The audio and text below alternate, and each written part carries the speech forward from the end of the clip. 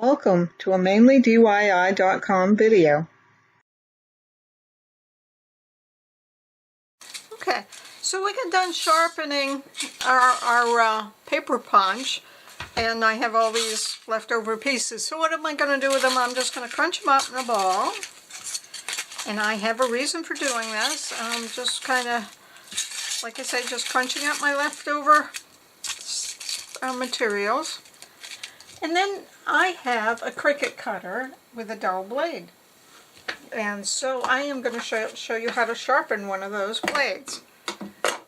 So this is my Cricut blade that has the blade is dull, so I'm going to take the cover off that.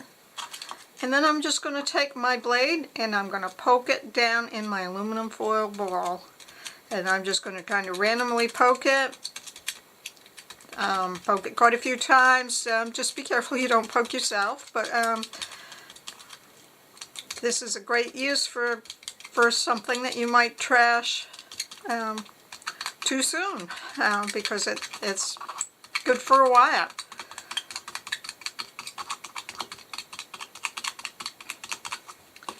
And now my Cricut blade is all sharp.